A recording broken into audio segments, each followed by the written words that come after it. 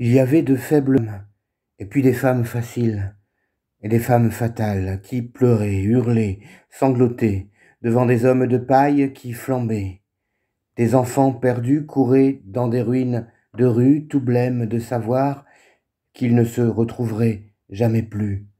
Et des chefs de famille qui ne reconnaissaient plus le plancher du plafond voleté d'un étage à l'autre dans une pluie de paillassons, de suspensions, de petites cuillers et de plumes d'édredons. Tout s'en allait. La ville s'écroulait, grouillait, s'émiettait en tournant sur elle-même sans même avoir l'air de bouger. Des cochons noirs aveuglés dans la soudaine obscurité d'une porcherie modèle désaffectée galopaient. La ville s'en allait, suant sang et eau, gaz éclaté, ceux qui n'avaient rêvé que plaies et bosses se réveillaient, décapités, ayant perdu peignes et brosses et autres petites mondanités.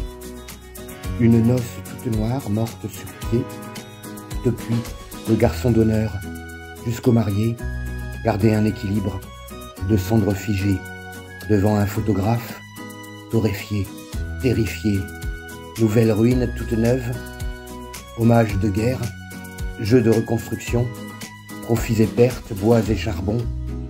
Sur le dernier carré d'une maison ouvrière, une omelette abandonnée, pendée comme un vieux linge sur une verrière brisée. Et dans les miettes d'un vieux lit, calciné, mêlé à la sciure grise d'un buffet volatilisé, la viande humaine faisait corps grillé avec la viande à manger. Dans les coulisses du progrès, des hommes intègres poursuivaient intégralement la désintégration progressive de la matière vivante, désemparée.